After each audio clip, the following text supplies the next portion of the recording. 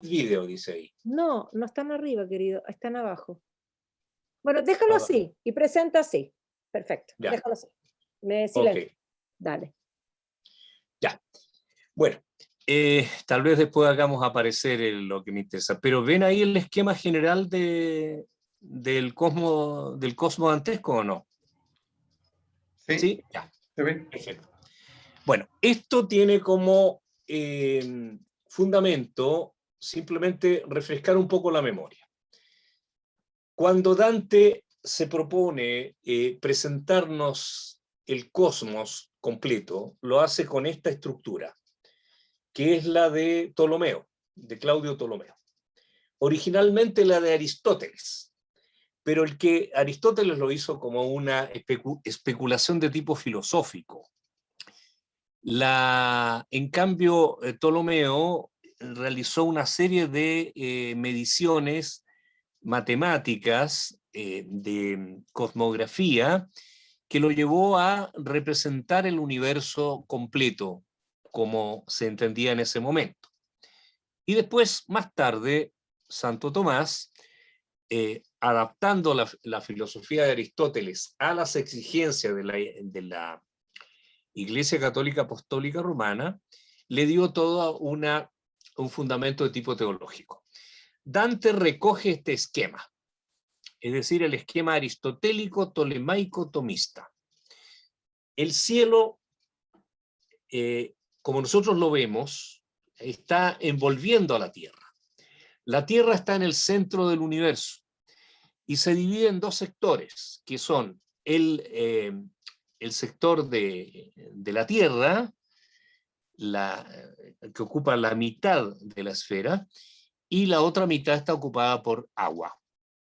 Entonces Dante imagina que en el medio del hemisferio del agua, del semi-hemisferio del agua, ahí de ese sector, digamos, del hemisferio, no del semi-hemisferio, del hemisferio, ahí se encuentra una montaña altísima, que es la montaña del Purgatorio, y que está colocado en las antípodas exactamente de Jerusalén. En cambio, el infierno está dentro de la tierra, cerca, según parece, porque Dante no lo dice, que la puerta del infierno está cerca de Jerusalén, y que al ir descendiendo por este anfiteatro gigantesco se llega hasta el centro de la tierra, donde está Lucifer, que cayó ahí expulsado de los cielos y que quedó atrapado ahí por la eternidad. Es un monstruo que tiene 3 rostros y por lo tanto es una trinidad negativa. Luego, al otro lado, como les dije, está el purgatorio, que es la tierra que escapó desde dentro del planeta para alejarse de Lucifer y formó en el medio del hemisferio del agua esta montaña gigantesca que es la montaña del purgatorio. Fuera de esta esfera inmóvil en el centro del universo están los cielos. Porque lo que nosotros vemos, el cielo estrellado y los planetas, son evidentemente una ilusión que está dada por esferas transparentes formadas de éter que se mueven en torno a la Tierra. Ahora bien, en la Tierra todo está conformado por 4 elementos, que son el agua, la tierra, el aire y el fuego. Tienen estos elementos movimientos rectilíneos, o sea, horizontales o verticales, que son finitos. Ejemplo, la lluvia cae de lo alto hacia la tierra porque tiende hacia su lugar natural, que es bajo tierra. El fuego, si yo enciendo fuego, el fuego sube por la atmósfera hacia arriba porque va a su lugar natural, que es por encima de la esfera del aire. Entonces, todos estos movimientos, el viento es un movimiento finito y es un movimiento horizontal. así como la lluvia es vertical.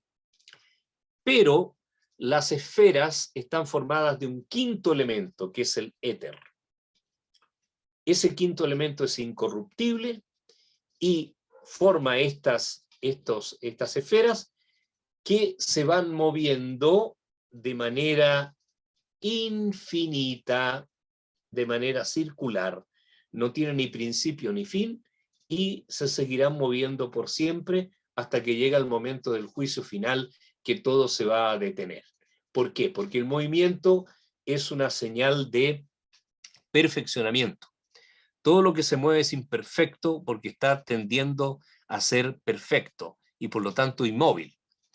Y fuera de toda estructura, más allá del cielo, de las estrellas fijas, que son las que se mueven todas al mismo tiempo en torno a la Tierra, no como los planetas que se mueven en esferas formando círculos y extraños movimientos debido a los epiciclos y a los movimientos retrógrados y otra serie de cosas extrañas que tuvo que inventar Ptolomeo para poder justificar los movimientos de los planetas. Los planetas son puntos luminosos, errantes, pero planeta significa errante.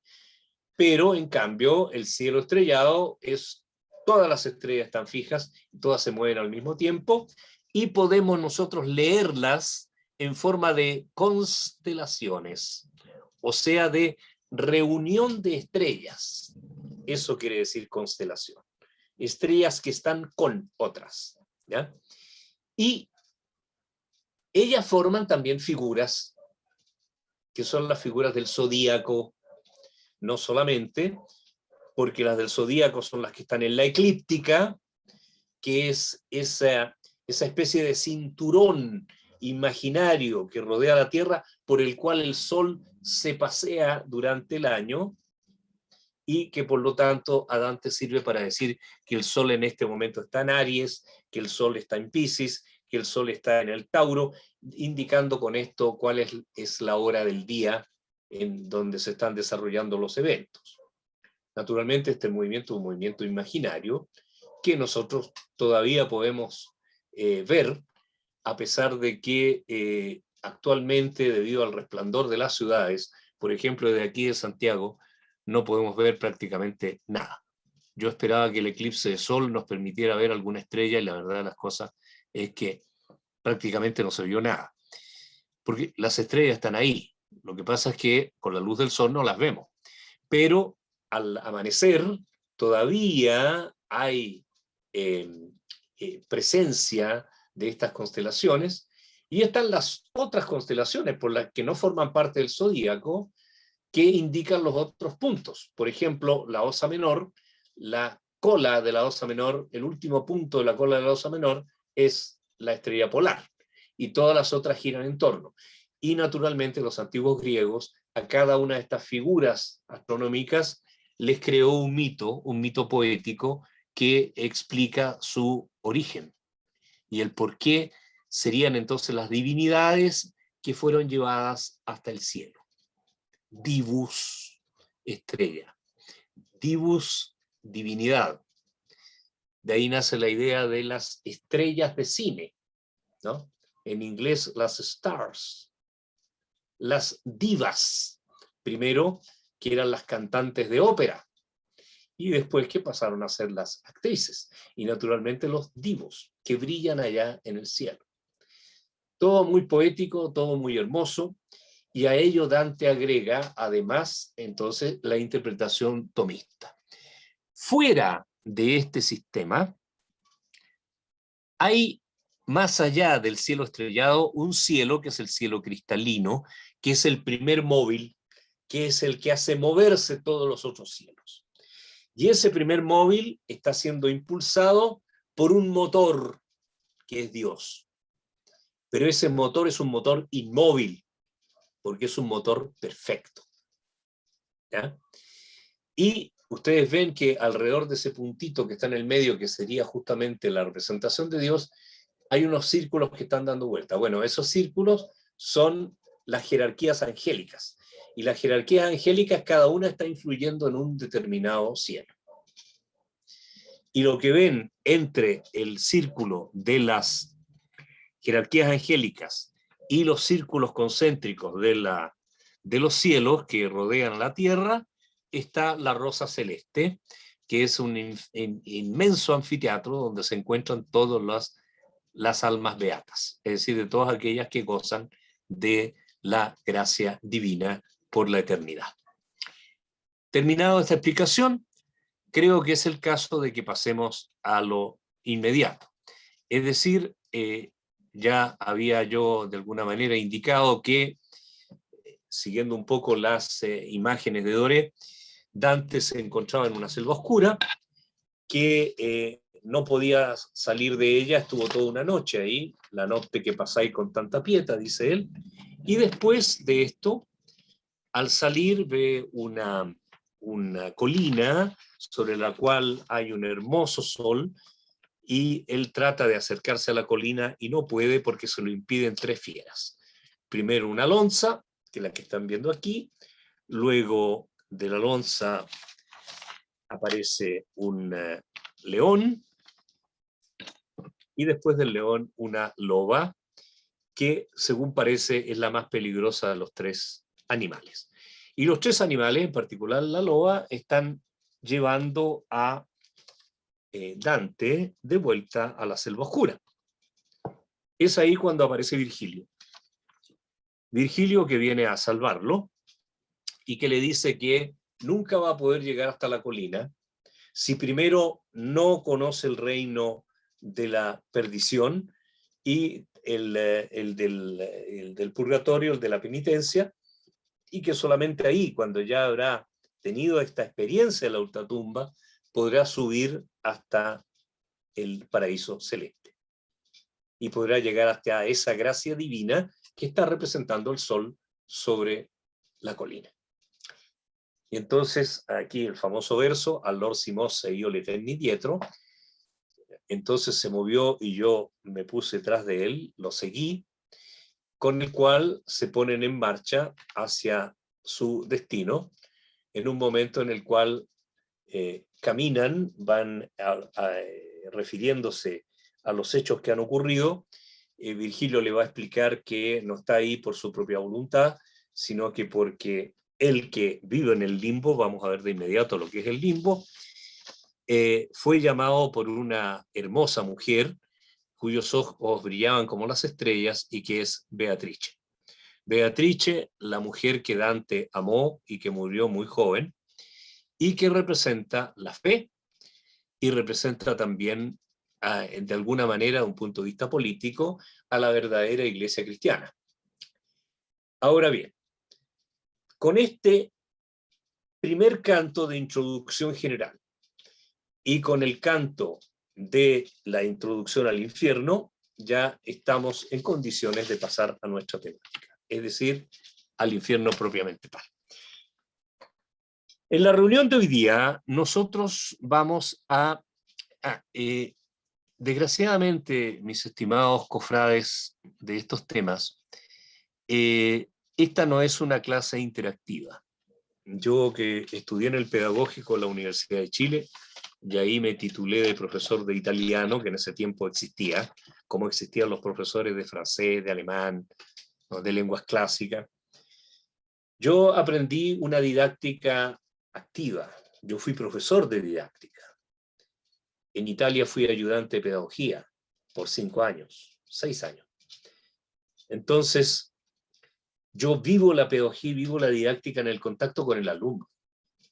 Lo que me interesa es que estar frente al alumno o la persona que quiere escucharme, que me pregunte, que me interpele, que de ahí vayan saliendo los temas, porque esa es la mejor manera de poder aprender. Aquí estamos obligados a llevar a cabo digamos, una lección ex cátedra de tipo tradicional, y trato de ser, por lo tanto, lo más claro posible, pero no siempre me queda en evidencia que ustedes han entendido todo lo que les estoy explicando. Por lo tanto, espero que hoy día tengamos tiempo, al final, como para conversar, y que ustedes me pregunten todo lo que me quieran preguntar. Yo por ahora voy a tratar de ser lo más esquemático posible, sirviéndome de este esquema que es bastante claro. Digamos, yo no sé si ustedes ven el cuadro completo o lo ven fraccionado como lo veo yo. Es de esperar que lo vean completo. ¿Ocupa toda la pantalla? No, no ocupa toda la pantalla. No, sí, ¿Ya está por qué? perfecto, está perfecto. ¿Está perfecto? Ya. Sí, porque no sé por qué se me desaparecieron los otros, las otras indicaciones, y no quiero tocar nada porque se me va a desaparecer lo poco y nada que conseguí mostrar. A no ser que esto que está aquí sirva para abrir completo. No, prefiero no meterme en lío. Ya. Entonces, vengamos a nuestro tema. Hoy día yo voy a hacer una descripción lo más completa posible, espero, de el infierno. En las próximas 3 sesiones me voy a detener en los episodios. O sea, vamos a leer juntos algunos textos que nos van a presentar situaciones poéticas. Porque hasta ahora nosotros hemos estado hablando más bien de una situación general que tiene más de poesía épica que de poesía lírica o de la misma poesía dramática que pretende darnos Dante. Dante no solamente ha querido desarrollar, como escribió hace tantos años Karl Fossler, una idea, o sea, una serie de ideas, un juego de ideas, sino que quiso también llevar consigo sus propios problemas, sus propias pasiones. Es un hombre que desarrolla a través de la comedia, como él la llama, por su estilo menor, una serie de ideas de tipo político y también de tipo personal. ¿Ya? Dante fue criticado en su momento porque dijo que había puesto a sus enemigos en el infierno y a sus amigos, en cambio, en el paraíso o en el purgatorio. Bueno, yo lo encuentro humanamente justificable, pero por otro lado también tiene una razón de ser. Porque cuando Dante ya está en el paraíso y habla con su tatarabuelo, que es Cachagüida, que murió en una de las cruzadas, y por lo tanto está en el cielo de Marte entre los que combatieron por la fe, le explica a Cachagüida, y también se lo va a explicar Beatrice, que es su guía en el paraíso, que todo lo que él vio es para que lo relate, lo cuente, y que le ha sido posible ver solamente algunas cosas y algunos personajes que son significativos, ¿ya? Pero para poder él crear esta escenografía, tenía que tener evidentemente una base teórica. ¿Y cuál es esta base teórica? Evidentemente, cuando hablamos de infierno, estamos hablando de mundo de la pena, del castigo. Para los antiguos, la situación del infierno no era una situación de castigo, era simplemente la residencia de los muertos que estaban bajo tierra, pero que no sufrían necesariamente de una pena. Incluso pensaban en unos campos elíseos donde todavía estaban ahí los guerreros, donde todavía estaban los seres pensantes que seguían viviendo y compartiendo entre ellos. Y por lo tanto Dante, que era un gran admirador de Virgilio, se basa en Virgilio para empezar a construir su infierno. Pero al mismo tiempo quiere ajustar esa realidad infernal típica de Virgilio a la teología moral cristiana, y para ser más exactos, católica. Entonces, los primeros cantos corresponden exactamente a ciertos pecados capitales, y después él cambia por una estructura aristotélica. Yo esto lo he tratado muchísimas veces, y es también la base de mi libro Io dico seguitando, en el cual yo desarrollo precisamente una tesis que fue de Boccaccio y después más tarde de otros estudiosos, según la cual Dante empezó a escribir la Divina Comedia o la Commedia en Firenze, que partió para el exilio y retomó la escritura años más tarde. Él habría escrito solamente 7 cantos y había programado, esta es la idea mía, y la comparto de inmediato con ustedes, que él probablemente quería hacer un poema que iba a durar 10 cantos, en los cuales iba a presentar los 7 pecados capitales y seguramente después se iba a encontrar con Beatrice, porque esa era la idea original. Pero después, cuando él tiene que partir al exilio, cuando tiene que vivir en varias cortes prestando servicio como embajador o, digamos, haciendo pequeños roles de secretaría para poder sobrevivir, retoma el poema a petición del señor de Malaspina, en la Lunigiana, donde estaba Dante en ese momento, en esa corte, y el señor de Malaspina le pide que siga escribiendo su poema. Y el poema crece en las manos de Dante hasta llegar a tener los 100 cantos que tiene actualmente. Un canto de introducción, 33 cantos de infierno, 33 cantos de purgatorio y 33 cantos de paraíso. Entonces ahí estaría la explicación por qué en los primeros círculos del infierno hay ciertos pecados que son de origen católico, judeo-cristiano. Y por qué después sigue en cambio una derivación que es completamente distinta y que tiene que ver con la estructura aristotélica. Ahora bien, evidentemente que las 3 fieras que se oponen al paso de Dante son fieras simbólicas. ¿Cuál es la alegoría? De alguna manera lo vemos acá, en este dibujito. Tienen ustedes la selva oscura, después tienen la colina de la gracia, y después está Jerusalén, donde se supone que por ahí cerca está la puerta del infierno, pero no, ustedes la ven al lado izquierdo acá. Pero eso no tiene nada que ver, porque la Tierra es esférica y aquí las imágenes están vistas en una sola dimensión. Entonces, el detalle, digamos, es que Dante no puede llegar hasta la colina de la gracia, va a tener que pasar por el infierno. ¿Y por qué no puede llegar a la colina? Porque se le oponen 3 fieras. Y esas 3 fieras tienen, evidentemente, un significado. ¿Cuál es el significado? Aquí es donde entramos en el campo de las elucubraciones. Yo escribí hace años un libro en el cual, el año 2000 apareció este libro, un libro en el cual yo reuní una serie de trabajos míos sobre diferentes temas. Y uno era la interpretación de las 3 fieras. La verdad es que yo volví a escribir eso hace poco, pero en italiano. Y creció enormemente el volumen del artículo, porque es como 3 veces más extenso, en parte por nuevas publicaciones, por bibliografía más actualizada, pero también porque he ido encontrando nuevos argumentos al respecto. Tradicionalmente, si ustedes tienen una edición de la Divina Comedia, y ya me han mostrado algunas, van a encontrar ahí como explicación que las 3 fieras están representando 3 pecados, ¿ya?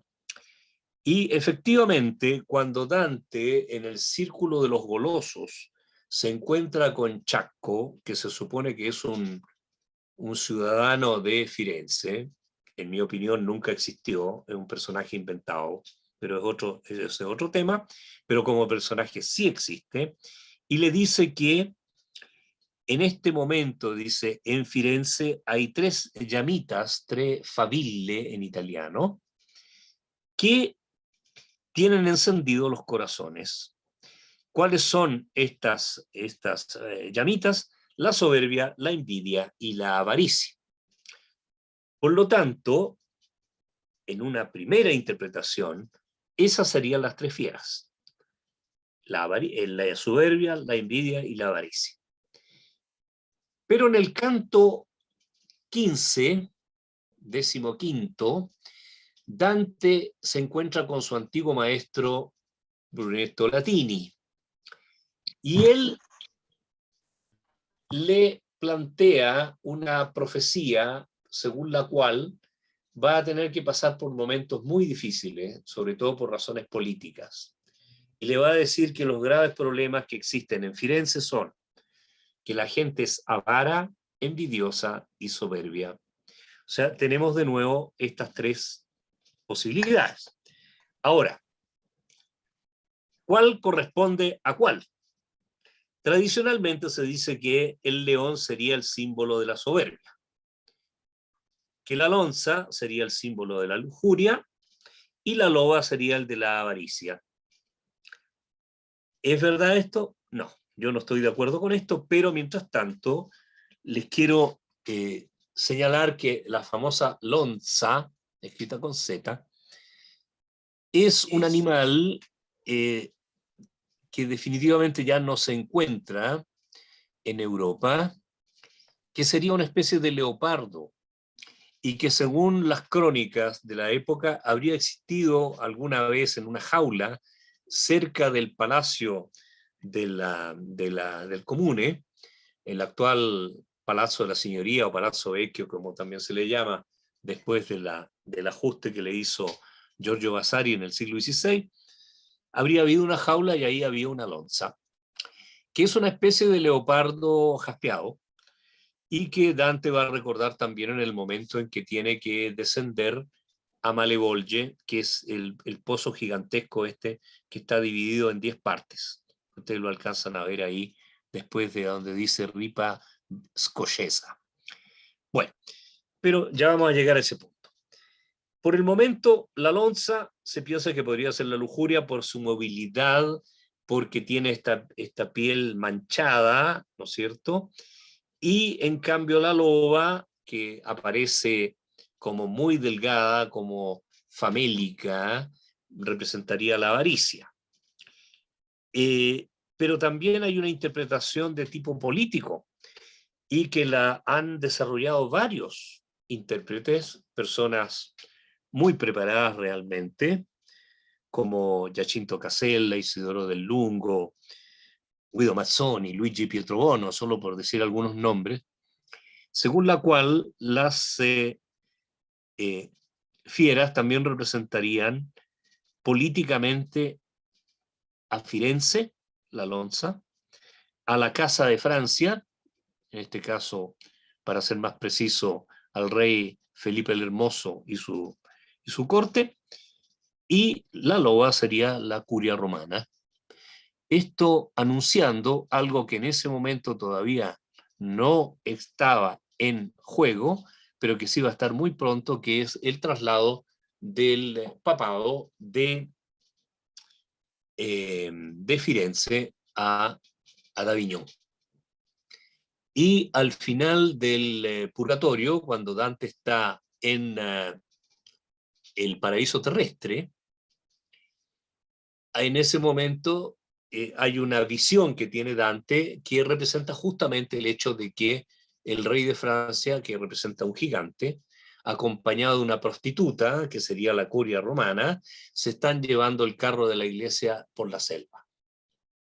Lo que sería naturalmente una alegoría del traslado a Avignon. Sí, todo esto es válido, yo no digo que no, pero el hecho es que yo también, buscando entre tantas otras posibilidades, he llegado a mi propia interpretación. ¿Por qué? Porque, ¿qué es realmente la estructura infernal en esta primera secuencia con los pecados? Fíjense ustedes que tenemos, en primer lugar, un sector que no existe en la doctrina teológica de ningún tipo. Esta es invención de Dante, los Iñavi. ¿Quiénes son los Iñavi? Iñavi quiere decir indolente, quiere decir pusilánime, ¿no? Quiere decir una persona, un iñao, es uno que no tomó nunca partido por nada. Por lo tanto, Dante a estas personas, a estos iñavi, los deja fuera del infierno. No son ni siquiera merecedores de estar en el infierno. Y los representa como una muchedumbre enorme, todos desnudos, que corren por encima de un suelo lleno de lombrices, mientras que insectos los puncetean y son perseguidos, digamos, por estas alimañas, mientras están obligados a correr eternamente detrás de un estandarte, una señal que no se detiene nunca. Y ahí ya tenemos presentado uno de los temas fundamentales de la Divina Comedia, que es el del contrapaso. El contrapaso. Es decir, para Dante, para cada pecado, para cada falta, hay una pena. Y esa pena es equivalente al pecado que se cometió. ¿Ya?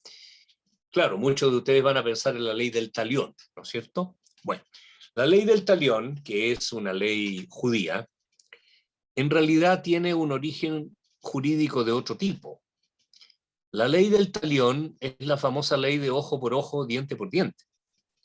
Pero hay muchos que no saben, o probablemente han olvidado, que el origen de la ley del talión es un origen de tipo limitante.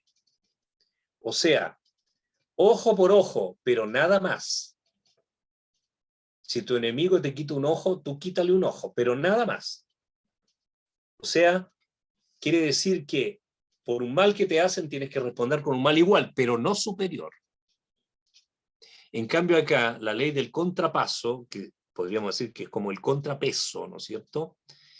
Es justamente que, ya que yo me comporté en una manera equivocada, estoy obligado ahora, por la eternidad y por el juicio divino, a hacer exactamente lo contrario que hice en mi vida. O a ser castigado por el mismo elemento que a mí me dio el placer. Por lo tanto, como los iñavi fueron indolentes, fueron personas que no se comprometieron con nada, ahora están obligados a correr para siempre. Y ahí es donde Dante ve, esto en el canto tercero del infierno, ve entre todas las figuras la de aquel que por vileza hizo el gran rechazo.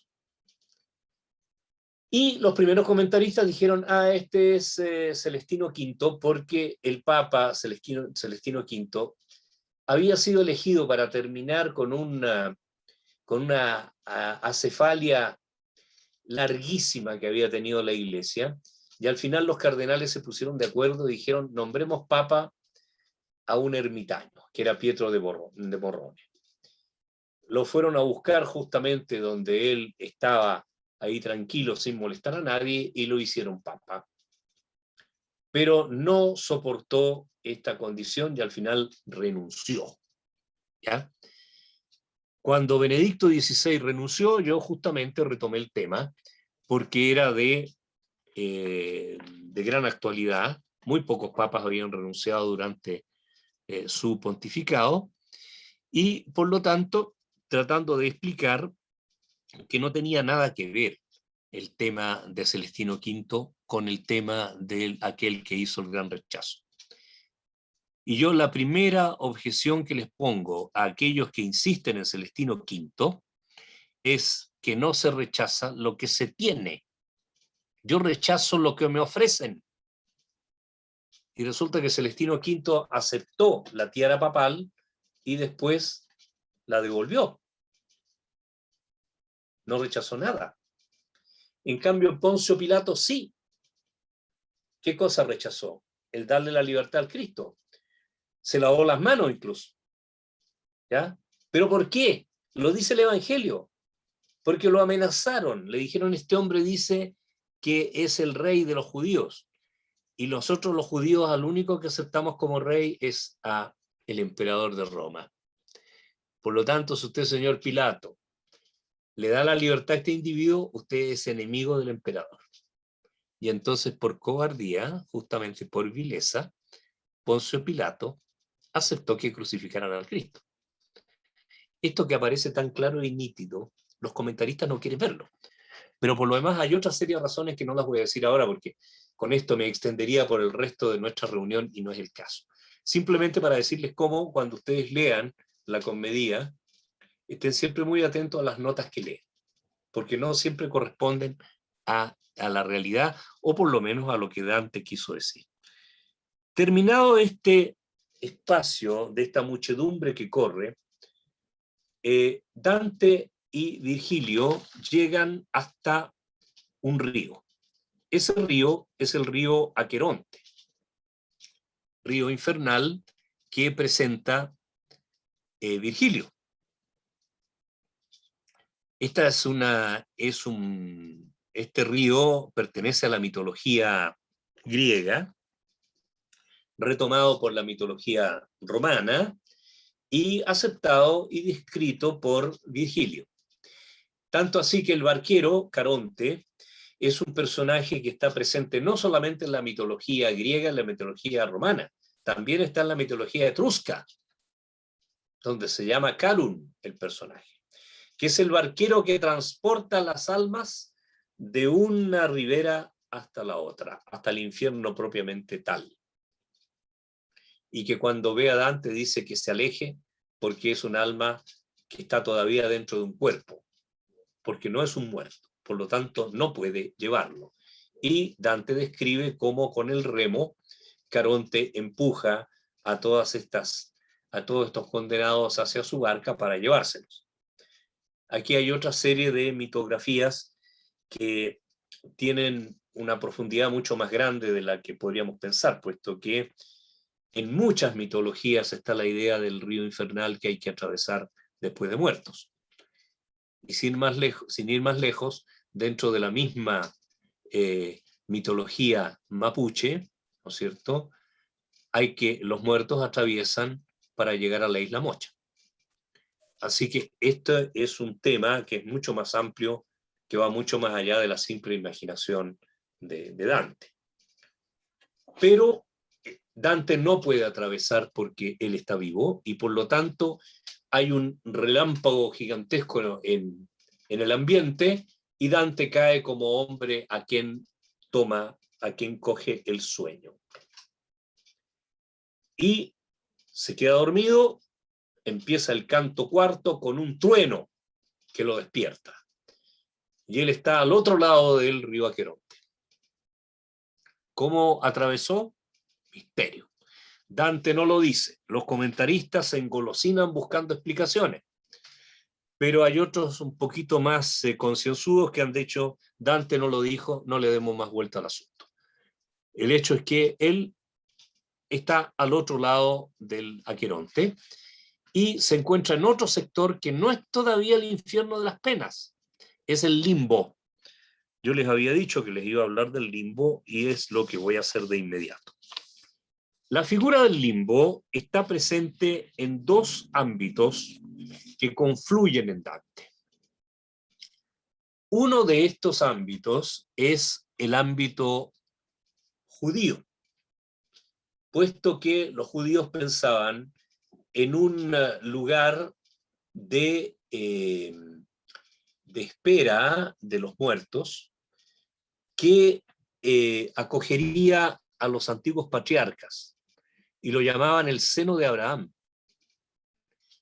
Y existía también esta idea, ¿no es cierto?, que en un cierto momento todos estos grandes iniciadores de la religión judaica, es decir, estos que habían creído en Jehová, iban a dejar ese lugar llamado el seno de Abraham.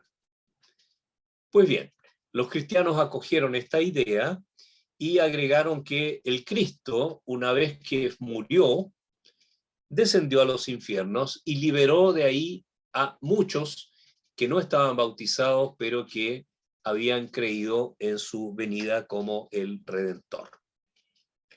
Y los católicos recitan en la misa un texto que es el símbolo niceno, es decir, el que fue justamente aprobado en el concilio de Nicea, ese que empieza diciendo creo en Dios Padre Todopoderoso, que en un cierto momento dice claramente, descendió a los infiernos, al tercer día resucitó entre los muertos.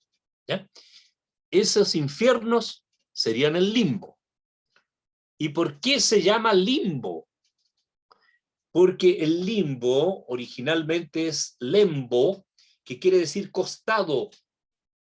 Es decir, es una parte del infierno que está en un costado, separado del resto. Y es ahí donde confluye con otra idea de este tiempo, que tiene que ver justamente con esos campos elíseos de los que yo les hablaba, que están presentes en la Eneida y que están presentes en el mundo pagano. ¿Ya?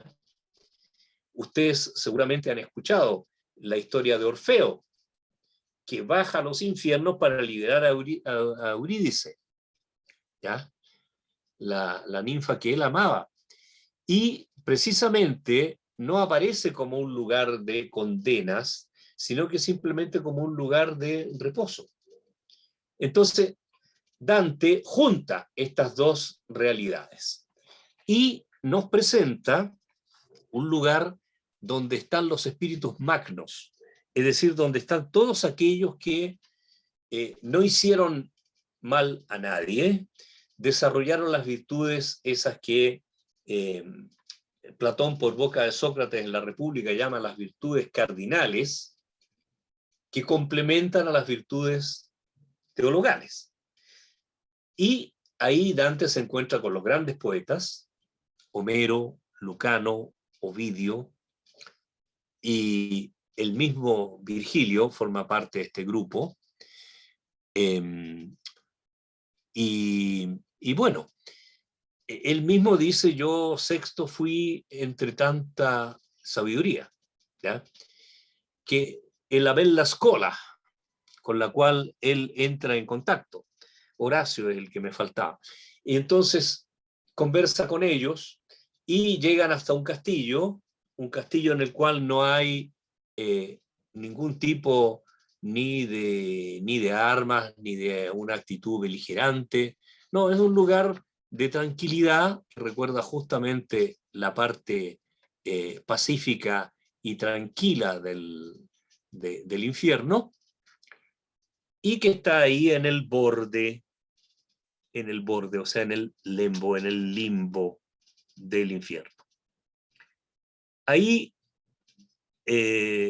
todos estos personajes están privados de la vida de la verdad y de la fe. ¿Por qué? No tienen la luz divina porque nunca fueron bautizados. Y si hay una pena, por así decir, es el deseo inapagable de ver a Dios.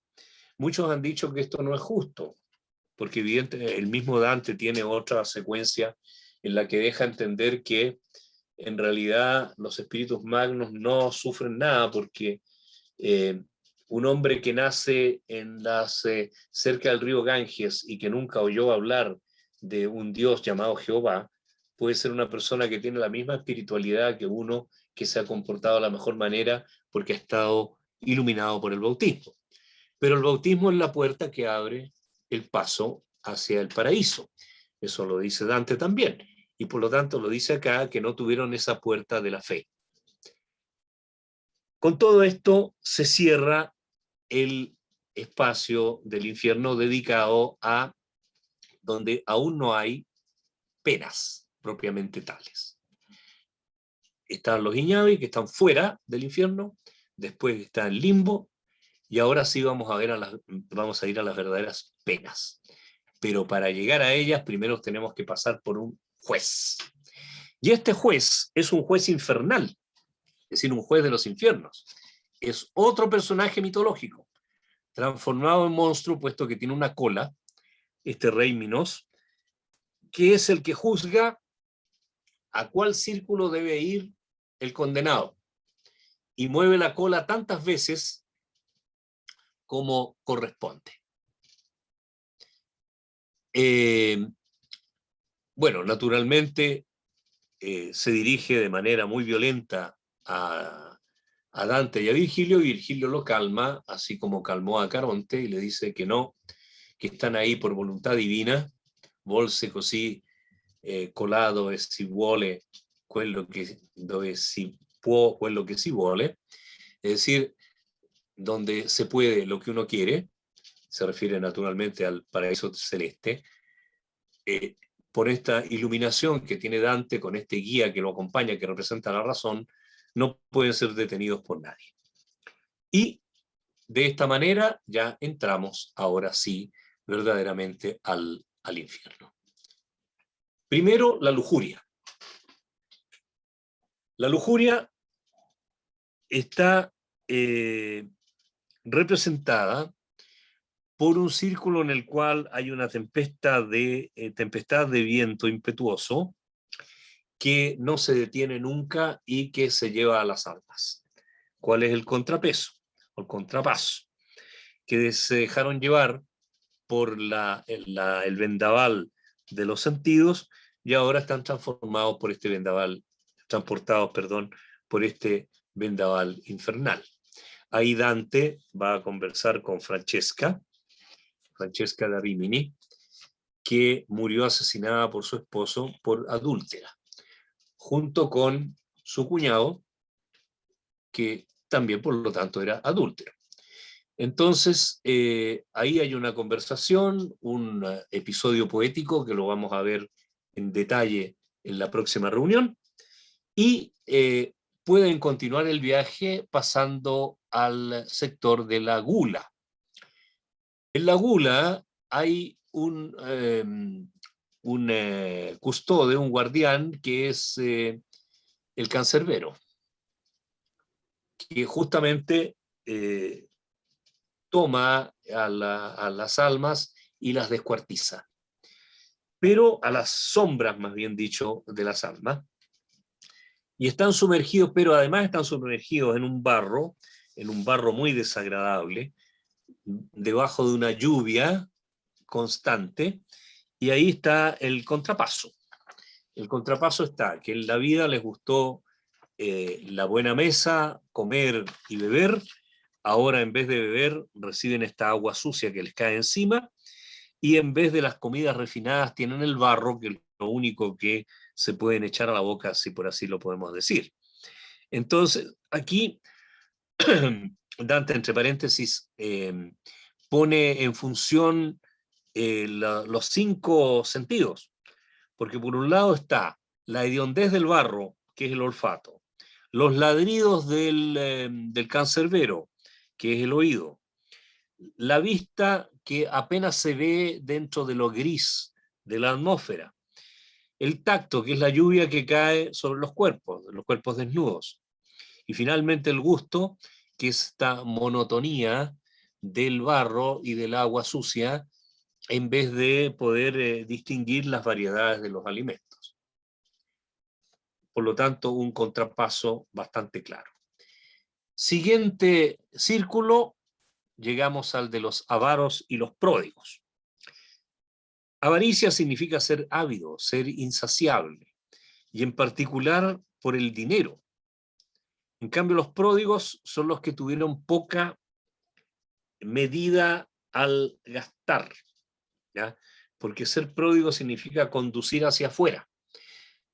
Todos tienen presente la famosa parábola del hijo pródigo. Bueno, precisamente, ¿cómo están castigados los avaros y los pródigos?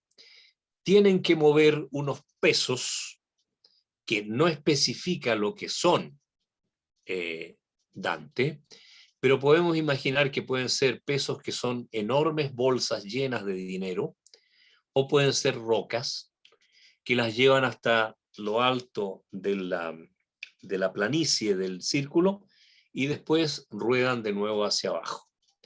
¿Qué tenemos aquí? Como estaba el cancerbero, que es una figura típica de la mitología grecorromana, aquí tenemos el mito de Sísifo, es decir, de aquel personaje que estaba obligado a llevar hasta lo alto de una montaña una roca, y cuando llegaba hasta arriba, la roca caía de nuevo hacia abajo. En la vida les gustó entonces tener todo, o deshacerse, no darle mayor importancia a lo que se tenía.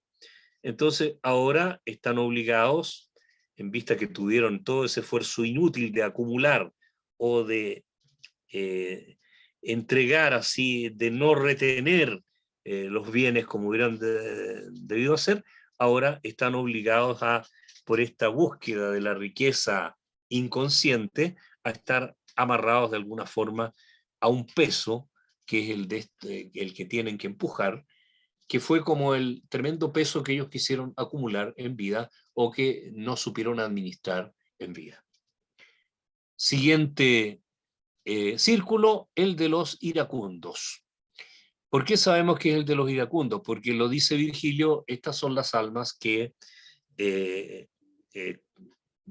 condenó la ira. Es una laguna de agua oscura y desagradable, en la cual están los iracundos que se agreden unos con otros, y bajo el agua hay también otros condenados que hablan y susurran palabras que salen a la superficie diciendo que ellos fueron asediosos, o sea, perezosos, que fueron negligentes, ¿ya?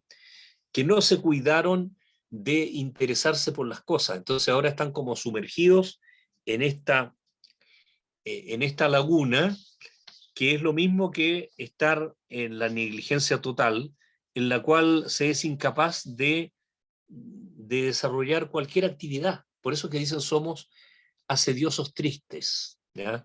En el sentido de la tristeza, no tanto en el tener pena, sino que en el estar restringidos en cuanto a sus sentimientos. En cambio, los iracundos al revés, ¿ya? Se agreden unos con otros, así como durante su vida desarrollaron la cólera como una forma de vida. Aquí Dante va a encontrar a un conocido de la época de Firenze, que es Filippo Argenti. De él vamos a hablar en la próxima sesión, me parece, sí, dando más antecedentes. Pero aquí en este momento yo tengo que detenerme, aunque muy brevemente, porque este es el momento en el cual se produce el quiebre de la estructura del infierno. ¿Qué es lo que hemos visto hasta ahora?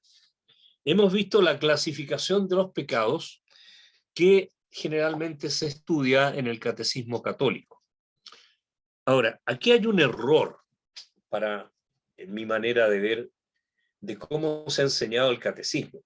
En realidad el catecismo enseña cuáles son las virtudes y cuál es el pecado que se produce por la falta de virtud. ¿Ya? Eso va a quedar súper claro en el purgatorio, porque en el purgatorio sí tenemos la división de los 7 pecados capitales con un ángel que es el que protege la cornisa y es el que nos recuerda a través de una de las bienaventuranzas cuál es la virtud que hay que seguir. Aquí estamos hablando solamente de penas y por lo tanto el pecado es lo que cuenta. ¿Y de dónde viene esta clasificación? No todos lo saben. Viene de San Gregorio Magno, en uno de sus tantos trabajos, donde él clasifica los pecados en 7. Bueno, el número 7 ustedes saben que implica la plenitud, lo completo. Por eso es que hay tantos elementos en la historia humana y en particular occidental que tienen que ver con el número 7. Porque el 7 es el 3 más el 4. El 3 siempre ha significado lo divino, la Trinidad, ¿no es cierto? El 4, en cambio, significa lo terreno. Yo ya les hablé de los 4 elementos que componen la Tierra. Pero además de eso, si ustedes piensan, los puntos cardinales son 4. Y si seguimos buscando, van a encontrar muchas cosas que tienen la idea de 4 en el sentido de algo material. Por lo tanto, lo material más lo espiritual, 4 más 3 da 7. Y por Dios que hay hartas cosas, hay hartos rubros, hay hartos tópicos que tienen que ver con el número 7, los 7 días de la semana, que están indicados precisamente por los 6 días en que Jehová hizo, o Elohim hizo todas las cosas, y el séptimo día descansó, ¿no es cierto? Eran 7 los planetas conocidos en ese tiempo. Fueron 7 las maravillas del mundo antiguo. ¿Se acuerdan? La pirámide de Keops, los jardines colgantes de Babilonia, el mausoleo de Halicarnaso, el templo de Diana en Éfeso, el faro de Alejandría, la estatua de Júpiter olímpico y, me falta una, bueno, por ahí aparecerá. Estas 7, estas 7 maravillas del mundo, los 7 sabios del mundo antiguo, ¿ven? Y se puede llegar hasta el día de hoy. Increíble, ¿eh? ¿Cuántos son los enanitos de Blancanieves? Bueno, ahí tienen ustedes el número 7. Este número 7 también, por lo tanto, es aplicable a los 7 pecados capitales y a las 7 virtudes correspondientes. ¿Cuáles son? Inanis gloria, que se puede cambiar por superbia, o sea, soberbia. Envidia, ira, tristitia. Esa tristitia equivale justamente a la tristeza de los perezosos, de los asediosos. Avaricia, ventres en glubies, es decir, la gula, y la lujuria. Todos estos pecados puestos en ese orden. Es decir, el menos grave es la lujuria, el más grave es la soberbia. Por lo tanto, Dante debería haber continuado, después de los iracundos y después de los perezosos, con los envidiosos y con los soberbios. Pero no. Resulta que él, después que atraviesa la laguna Estigia, llevado por un barquero que se llama Flegias, al otro lado hay una ciudad infernal, que es la ciudad de Ditis. Ditis es el nombre romano de lo que nosotros llamamos Satanás, o sea, el adversario, el príncipe del mal. Y dentro de esta ciudad de Ditis hay un cementerio gigantesco de tumbas llenas de fuego donde están los herejes. Es decir, de nuevo el contrapaso. Aeresis en griego significa doctrina, y después dogma y después secta. Si ellos se equivocaron y se dejaron llevar por el fuego, ¿ya? Del conocimiento equivocado, que los hizo perder el intelecto, ¿ya? Que llegaron a un estado de ceguera, que el fuego no los dejó ver, ahora están obligados a estar metidos dentro del fuego. Y ahí Dante se va a encontrar con un antiguo patriota florentino, que es Farinata Aliberti, que le va justamente a anunciar una profecía del exilio. Pero de eso vamos a hablar con calma cuando analicemos el episodio en sí mismo, es decir, la parte poética de este tema. Saliendo de las murallas de la ciudad de Ditis, se llega a un enorme barranco y Virgilio explica que ese barranco se produjo por un terremoto que se produjo poco antes de que uno que vestido de triunfo entrara al limbo para llevarse a una serie de personas. Es decir, el Cristo que había muerto y había descendido a los infiernos. En ese momento hubo un terremoto, lo dice uno de los evangelios también, que se produce un terremoto en el momento que muere el Cristo. Ese terremoto produjo esa fractura y ese barranco. Por lo tanto, están frente a un pozo negro, oscuro, del cual sale una hediondez espantosa, y entonces para poder pasar esta situación desagradable, Virgilio resuelve contarle, explicarle a Dante cómo está constituido el infierno. O sea, es una buena instancia la creada por Dante para crear un espacio de descanso que permita conversar. Así como lo va a hacer después en el purgatorio, cuando explique la estructura del purgatorio, mientras que descansan en la cornisa de no los negligentes, sino que de los perezosos. Aquí, en el canto 11º, Virgilio explica toda la estructura del infierno. Y no me cabe ninguna duda que esto es posible porque Dante había retomado la escritura de la Divina Comedia y por lo tanto ahora sí puede explicar cómo está estructurado el infierno como definitivamente él lo quiere presentar. Y entonces dice que piense Dante que la doctrina que él sigue, que evidentemente se refiere a la ética nicomaquea, divide las disposiciones que el cielo no quiere en tres, que son la incontinencia, la malicia o violencia, y la mata bestialidad, o sea, la loca bestialidad, que puede entenderse también como fraudulencia. Y entonces, todo lo que ya han caminado, lo que han recorrido, que son los pecados capitales según Gregorio Magno, son el reino de la incontinencia. Ahora están por entrar en el reino de la violencia o la malicia, que es el séptimo círculo, y después van a entrar en el de la fraudulencia o la loca bestialidad.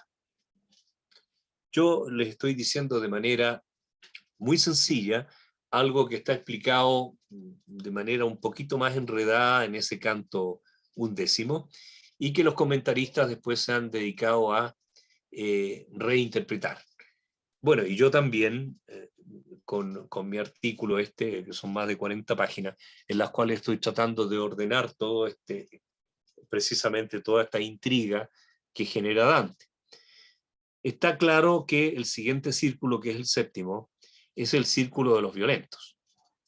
Y a quién encuentran como guardián de este círculo. Al Minotauro, que representa la violencia desatada, por ser también un monstruo que es el fruto de una unión carnal entre una mujer, Pasífae, y un toro.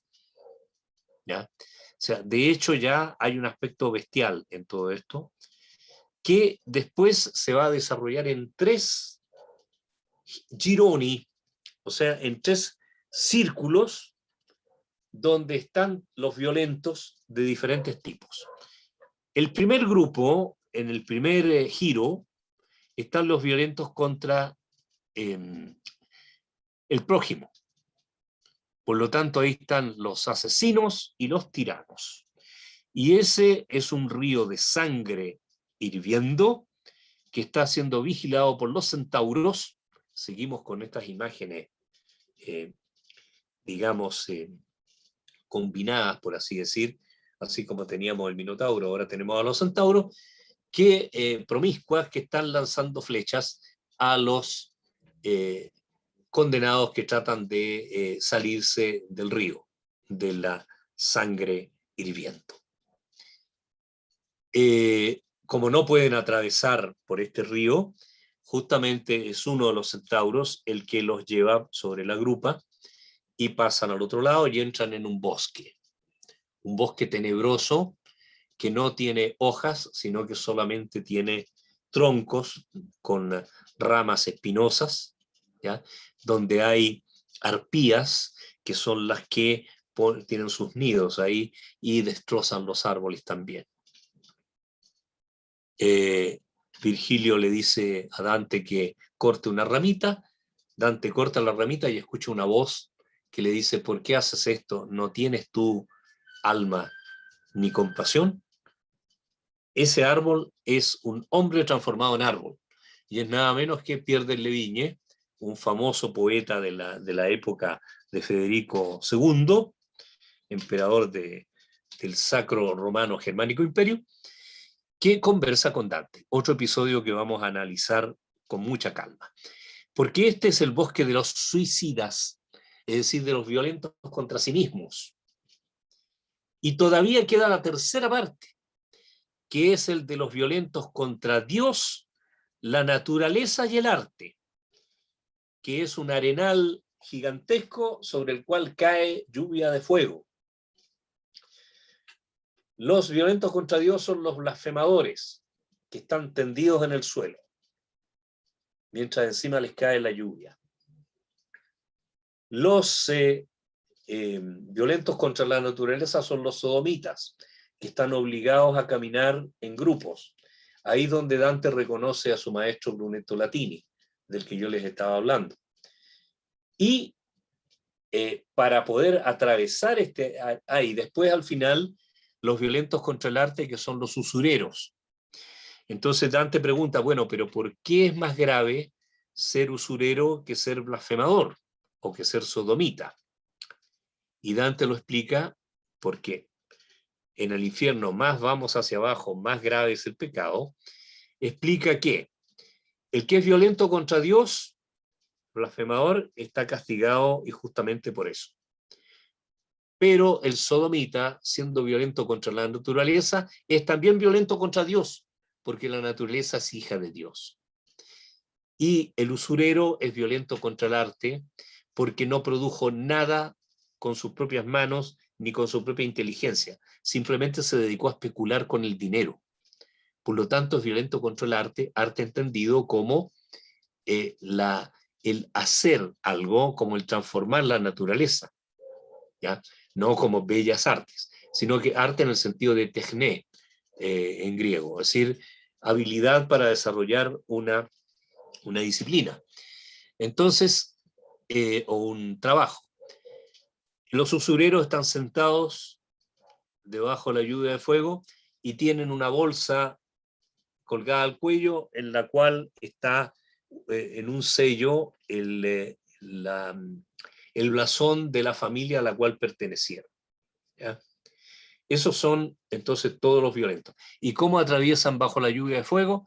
Puesto porque de adentro de la selva sale un pequeño riachuelo que está atravesando ese arenal lleno de fuego, y de ahí se levanta un vapor al cual no llega, no cae la lluvia, la lluvia de fuego, sino que se separa, y por ahí caminan entonces Dante y Virgilio aprovecha para explicar que ese riachuelo tiene el mismo origen que tiene el Aqueronte, que tiene el Flegetonte, que tiene la laguna Estigia o Estigia primero, el Flegetonte después, y que va a tener el último círculo, que es el Cochito, que es un lago helado. Todos vienen de una estatua que está en la isla de Creta, que es una estatua que tiene una cabeza de oro, un pecho de plata, los brazos de bronce, las piernas de hierro, ¿ya? O sea, la estatua que soñó Nabucodonosor y con la cual Daniel, el profeta Daniel, le vaticinó que su reino iba a caer y que después iban a venir otros reinos, que es la misma profecía que después, en época cristiana, entonces se interpreta que al final la piedrecita que cae de la montaña y que golpea contra el pie de barro hace que se derrumbe la estatua, y la piedra crece hasta ocupar todo el mundo, ¿no? Que sería el cristianismo. Bueno, de esta estatua salen lágrimas, menos que de la parte de oro. Salen lágrimas, y esas lágrimas caen al suelo ahí de esta caverna que está en la isla de Creta, y todas estas lágrimas forman un riachuelo que se vierte hacia bajo tierra y que forma el Aqueronte, después forma el Flegetonte, después forma primero la laguna Estilla, después el Flegetonte y al final el Cochito. Terminado esto, Dante y Virgilio llegan hasta un barranco aún más profundo, que ese es imposible bajarlo por los propios medios. Porque ¿cómo bajaron hasta donde estaba el Minotauro? Porque efectivamente había habido un terremoto, pero habían quedado restos de materiales y de piedras que permitieron bajar a los dos poetas. Aquí no se puede bajar definitivamente, porque ahí hay un pozo profundo del cual abajo se ven como unas pequeñas luces nada más, y esta fetidez espantosa, van a tener que bajar de alguna manera. Entonces Dante dice que tiene amarrada una cuerda que con alguna vez pensó oponerse o detener a la lonza, que hay varias interpretaciones de lo que esta cuerda significaría. En el fondo, según la explicación que me parece más certera, sería la cuerda que representa la piedad, porque ya definitivamente a este punto Dante ya no tiene el sentido de la piedad con estos pecadores. Si alguna vez la tuvo con Francesca da Rimini y con Paolo, su amante, o la tuvo con Chaco, de eso definitivamente, o la admiración por Farinata Alberti o por Brunetto Latini, definitivamente ahora que están ya en el bajo infierno, no hay nada de qué tener piedad. Y por lo tanto, se quita la cuerda, Virgilio la toma y la lanza en el báratro este gigantesco, y esperan. Efectivamente, desde abajo viene un monstruo, que es el guardián de este círculo, que es el octavo círculo. Tiene rostro de hombre honesto, cuerpo de serpiente, como dos alas truncadas que lleva por el lado que le permiten desplazarse, pero no las mueve, no tiene estructura de pájaro, ni de reptil volador, es una cosa muy extraña, y la cola es la cola del escorpión. Es decir, es la representación del fraude. Están a punto de entrar en el mundo del fraude, que se llama malevolge, palabra inventada por Dante, que significa las malas bolsas. Hay 10 bolsas, 10 cavidades en las cuales se encuentran 10 tipos de pecadores. Y estos están más en relación con Aristóteles que definitivamente con los cristianos.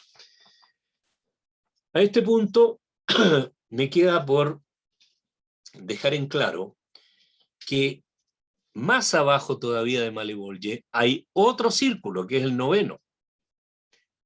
Es el de los traidores, al cual se accede por un pozo, que es donde termina justamente el Malevolge, en un pozo donde hay unos gigantes que están encadenados. Ya les voy a explicar de qué se trata esto. Pero primero les tengo que decir que en realidad la traición es un aspecto del fraude. Se puede ser fraudulentos contra quien no se fía, y entonces son fraudulentos propiamente tales. Si yo engaño a una persona que no confía en mí, bueno, lo engaño. Y Machiavelli, en El Príncipe, va a escribir en el siglo XVI que por cada uno que engaña hay otro que se deja engañar. Y con los años que he vivido, creo que no cabe duda. Ahora, en cambio, el que engaña a aquel que se fía de mí, me hace cometer comete el que de quien se fía lo engaña, comete una traición. Traición significa entregar. El recuerdo de Judas, que entrega al Cristo a los soldados que después se lo llevan al Sinedrio. Esta división de Malevolge es creada completamente por Dante. Pero yo quisiera decirles a este punto que se va aclarando el panorama de las tres fieras, por lo menos para lo que a mí respecta, porque definitivamente la incontinencia daría origen, en mi opinión, a la avaricia, y la representa la loba. La malicia o violencia da origen a la envidia, que representaría al león. Y finalmente la loca bestialidad, la matta bestialità, o la fraudulencia, da origen a la soberbia, que está representado por la lonza. Y entonces ahora sí hacemos cuadrar los tres aspectos que Dante nos presenta en el primer canto. Y que en mi opinión lo que hizo entonces Dante fue ajustar las cosas, puesto que había empezado con una estructura y siguió con otra. Malevolge está dividida en 10 partes y tenemos todo tipo de pecadores. Empezamos en la primera bolla, con los explotadores de mujeres, que son de dos tipos. Los que explotan a la mujer por gusto propio, y entonces son los seductores, y los que en cambio explotan a la mujer por cuenta de otros, o sea, los rufianes. A este punto tenemos penas de contrapaso también que van de acuerdo con el pecado cometido. En este caso son unos diablos los que toman de latigazos a estos dos grupos, que uno da vuelta en sentido horario y el otro en sentido antihorario, que a Dante le hace recordar cómo los peregrinos durante el jubileo en Roma atraviesan el puente de Sant'Angelo, unos de ida y otros de vuelta, lo que es una prueba de que Dante estuvo en 1300 en Roma para el jubileo. Y este año en el que él hace su digamos, viaje imaginario es justamente el año 1300. El fraude representa el engaño, la seducción representa la corrupción, significa desviar, sedur es conducir afuera, conducir equivocadamente, y digamos, ya que los seductores encontraron satisfacción en los placeres carnales, ahora sus carnes son llagadas por los diablos. Y también porque buscaron el placer carnal de otros, que es el caso de el primer caso de los seductores y este de los rufianes. La segunda bolla están los aduladores, que están en el estiércol humano. Es una alcantarilla, una cloaca desagradable, porque así como a ellos les gustó alabar al resto y entregarle una falsa opinión a las demás personas acerca de lo que realmente ellos pensaban, ahora están metidos entre los desechos humanos, porque es la materia más vil y humillante que se pueda tener. A ellos que les gustó tanto ensalzar al resto, ahora están metidos en su misma materia desagradable. Luego vienen los simoníacos, es decir, los que vendieron las cosas sacras. Y ahí Dante encuentra, son unos agujeros que están en el suelo, en los cuales están metidos los pecadores con los pies hacia afuera, que se queman con llamas. Y Dante se acerca a uno y habla con nada menos que con un papa, con Nicolás III, Papa Orsini. En ese momento, entonces, hay ahí una conversación muy interesante que vale la pena leer juntos, donde hay también una profecía acerca de qué va a pasar con el papado con los siguientes pontífices que vienen, y ya que ellos quisieron dar vuelta a la ley divina aceptando dinero por la fe que deberían haber entregado gratuitamente, ahora están obligados a estar cabeza abajo y con los pies hacia afuera. O sea, lo contrario de la aureola, que las llamitas en las plantas de los pies, es lo contrario de la aureola que deberían tener sobre sus cabezas por el hecho de haber sido papas. Ahora, está claro que no todos los papas están aquí. Dante se encuentra también con otros, tanto en el purgatorio como en el paraíso. Luego viene entonces el sector donde están los adivinos. Los adivinos tienen la cabeza dada vuelta hacia atrás y lloran, por lo tanto, los adivinos y los magos quisieron ver demasiado hacia adelante, ahora están obligados a ver hacia atrás, y al llorar las lágrimas caen por su espalda y van a bañar el final de su corporatura. Luego vienen los baratieri. Los baratiere significa prevaricador. El barato en italiano significa cambiar una cosa por otra, sea un trueque. ¿Ya? Por lo tanto, tú me das una cosa y yo te doy otra.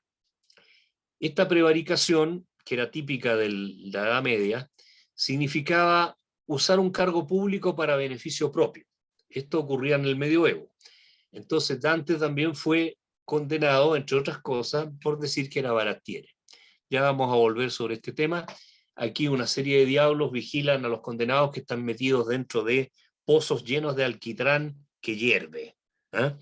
Ya que para desarrollar sus tráficos lo hicieron siempre de manera oculta, ¿no es cierto? Sin que nadie se diera cuenta, ahora están obligados a estar metidos en este alquitrán negro y desagradable que curiosamente también los hace invisibles. Ahí hay todo un episodio que no puedo detenerme a comentar, porque estamos simplemente recorriendo esto para ver la ley del contrapaso. Dante fue condenado por fama pública referente, imagínense, o sea, porque todo el mundo sabía que era Baratiere. Bastante discutible. Entre paréntesis, el año 1965 se hizo un juicio muy clara, muy en serio, en Firenze, con importantes profesores de derecho que absolvieron a Dante. Y ahora acaban de repetir esa misma acción en otra, la están haciendo en este momento también a nivel de Italia, pero la verdad es que esto ya fue aprobado en su momento. Luego están los hipócritas. Los hipócritas están debajo de unas capas de plomo doradas por fuera. O sea, retrata exactamente lo que fueron. Muestran lo que no son, como si fueran dorados maestros de la verdad, cuando en realidad son personas que tienen las peores intenciones. Enseguida se pasa a un lugar espantoso lleno de serpientes. Son los ladrones. Pero estos ladrones, además, tomando una idea de Ovidio, se transforman en serpientes. Estas serpientes muerden a un pecador, el pecador se transforma en serpiente, y al mismo tiempo la serpiente que lo mordió se transforma en pecador de nuevo. Es decir, el contrapaso está en la doble condición del ladrón, que es capaz de apropiarse de lo ajeno, ¿no es cierto? Y que del mismo modo, como se apropia de lo ajeno, también lo que es propio pasa a ser no suyo. Es decir, como que se roba a sí mismo su propia calidad humana para transformarse en una bestia, y en este caso la más repugnante de todas, la serpiente. Enseguida estamos en el ámbito de los consejeros de fraude. Los consejeros de fraude fueron aquellos que dieron malos consejos. Ahí está Ulises, fue justamente el que tuvo la idea del caballo para entrar a Troya. Son unas llamas gigantescas que se van moviendo, que a Dante le da la idea que son como luciérnagas que están en un valle, y ahí va a conversar con Ulises. Vamos a ver ese episodio en detalle después. También con Guido de Montefeltro, que es otro consejero de fraude, pero por otra razón. Luego viene el sector de los sembradores de discordias. Ahí hay un diablo con una espada que destroza a los condenados según el pecado que cometieron, ¿ya? Entonces a algunos le faltan las manos. A Mahoma, que es considerado un sembrador de discordias y no un profeta, está rasgado desde la garganta hasta más abajo del ombligo. Y Bertrand del Borneo, un poeta que enemistó a un rey con su hijo, tiene la cabeza cortada y la sujeta en la mano como si fuera una linterna, y la cabeza habla y dice que yo separé al padre del hijo, que es como separar la cabeza del cuerpo. Mira en mí el contrapaso. Finalmente, la 10ª bolla es un hospital asqueroso. Ahí están todos los falsarios, o sea, los que falsificaron moneda, los que mintieron, por lo tanto falsificaron la palabra, los que falsificaron a las personas, y están enfermos de sarna, de hidrofobia o rabia, rabia irracional, digamos, y de hidropesía. Y Dante ahí también escucha una discusión que hay entre dos de los falsarios. Son dos cantos muy intensos. Realmente cuando uno piensa que a esta altura a Dante se le debería haber terminado la imaginación, no, está viva más que nunca. Porque saliendo ya de este sector se llega al Pozo de los Gigantes. Muchísimos no han podido explicar qué están haciendo los gigantes ahí. Bueno, son los gigantes que se opusieron a Júpiter y que por lo tanto fueron condenados a terminar ahí, encadenados, por pecado de soberbia. Y ahí es donde yo veo la relación directa de este círculo con la soberbia, ¿ya? Tal como les decía. Y por lo tanto esta soberbia, que está representada por la lonza, ya que Dante hizo lanzar la cuerda con la que quería capturar a la lonza precisamente para entrar en el mundo del fraude, y que este fraude, esta soberbia, perdón, está desarrollada por la loca bestialidad o fraudulencia, que es la que provoca después todos los otros problemas. Se pasa al mundo de los máximos soberbios, los traidores. Son 4 zonas. La primera es la caína, donde están los traidores de los parientes, que todavía tienen el cuerpo fuera del hielo. Después vienen los traidores de la patria y del partido. Ahí es donde Dante encuentra el Conte Ugolino, el famoso episodio del Conte Ugolino y el del arcivescovo Ruggeri, al cual Ugolino le está comiendo el cráneo, la nuca. Vamos a ver con detalle todo ese episodio. Luego viene la Antenora. La Antenora es la de los traidores contra la parte o contra la patria. Luego vienen los traidores contra los comensales, que esa es la Ptolomea, ¿ya? Ya que ellos están solamente con la cabeza fuera del hielo, lloran y las lágrimas se le hielan y como no se las pueden sacar, se transforma como un vidrio que le cierra los ojos y la vista. Ahí hay varios episodios bastante crueles que no tengo tiempo para desarrollar ahora, pero espero que lo hagamos cuando lleguemos hasta ese momento. Y finalmente el sector que se llama la Giudecca, que viene de Judas precisamente, donde está el mismísimo Lucifer, que es esta trinidad negativa a la que yo hacía referencia y que también es un condenado ahí. El máximo de los soberbios está ahí. Tiene 3 rostros y en cada uno tiene a un pecador al cual está devorando. Uno es Judas, el otro es Bruto y el otro es Casio. Es decir, están el traidor del Cristo, que es Judas, y los 2 traidores del imperio. Que en este caso, más que el imperio, es del poder civil, puesto que cuando mataron a Julio César, Bruto y Casio, el imperio no existía todavía. Entonces, Dante ha visitado todo este lugar de castigo terrible con esta variedad enorme de penas clasificadas de esta forma, con todos estos guardianes espantosos, con todos estos episodios desagradables, y empiezan a descender.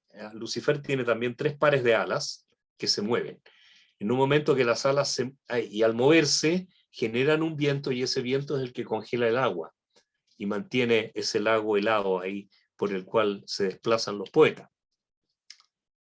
Aprovechando un momento en que se abren las alas de las triples alas de Lucifer, pasan por su cuerpo, bajan por el cuerpo peludo y a un cierto momento Virgilio se da vuelta y en vez de seguir bajando empieza a subir. Lo que le extraña también a Dante, que terminan de pasar y ven sobre sus cabezas los pies y las piernas de Lucifer. Han atravesado el punto central de la Tierra. Y de ahí empezarán a caminar por un corredor natural, que es una gruta, que lleva fuera del infierno. Se demoraron un día y una noche completos en atravesar todo el infierno.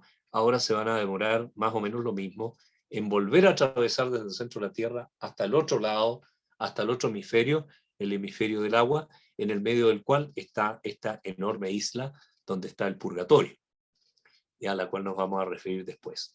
Y termina entonces toda esta secuencia con el famoso y bellísimo verso que dice, y volvimos a salir a ver a las estrellas. O sea, justamente porque después de todo este espectáculo horrible que les ha tocado pasar, quindi uscimmo a riveder le stelle. Por fin se vuelve al cielo estrellado después de haber estado en este lúgubre paisaje que es la oscuridad del infierno. Bien, con esto yo cumplí los objetivos que me había propuesto. Como me demoré más o menos 5 minutos en buscar la famosa copita que no la encontré nunca, no pude, digamos, atender los